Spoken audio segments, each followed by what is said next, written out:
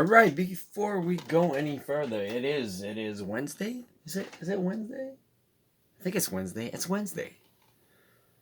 Gotta talk about Tormented Souls. Tormented Souls, game that I got over last weekend, came out on August 27th. Only thing I gotta say is, if you're a fan of Silent Hill and Resident Evil, it's like the two games combined had a child. It would be called Tormented Souls. It's actually very good. Actually, very much like it. Lasted for 7 hours and 30 minutes. Lots of puzzles, lots of stuff, lots of complicated stuff to do and to figure it out. Lots of puzzles. It has that good old essence from back in the days from older Resident Evil games. I don't know if you remember like that good old mansion when you walked in the first time and everything. It's just, it has the feeling of it, and it has a little bit of Silent Hill. Kind of at the beginning, the bad guys you got is like guys on wheelchair without legs and stuff with claws, and I don't really dig in, but the further you go in, it gets darker and darker, and the creatures are actually scarier and more evil.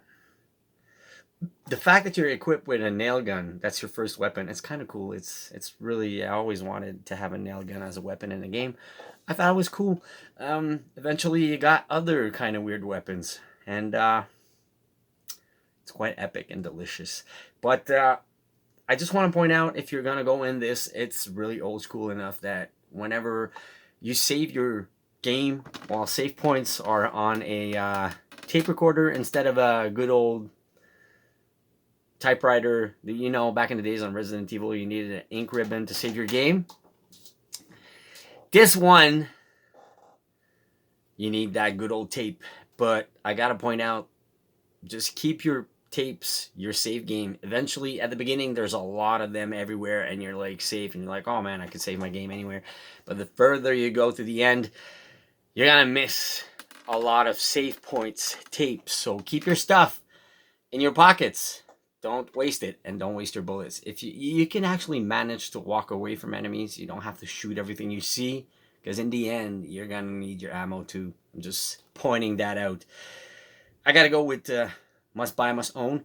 It's coming out on Switch on October 29th.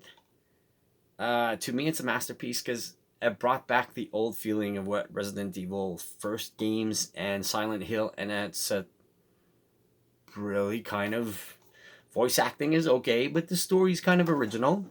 It's not zombies, it's just, I don't want to spoil it too much, but it's actually good. So don't miss out. Don't miss out. I really thoroughly enjoyed it. And I started it and I couldn't stop playing it. I'll upload the gameplay. And that's it. That's basically it. I wanted to talk about it over the weekend and I wanted to do my review. Basically, that's it. It has that good old survival horror game. So don't forget to hit the thumbs up. Hope you're having a great week. I'm actually thinking, should I get the Nintendo Switch version now that I finish it on PS5? Thinking about it. I'm thinking about it. It's really that good though. I wouldn't mind redoing it. But yeah, the puzzles. I'll be honest. Some of them I checked online to get the solutions. Because man, some of these puzzles, like especially the one at the end to fill up the gas tank, it's kind of hard. You'll see what I mean when you get there. It's actually in the back. So have a good one. I'll see you soon.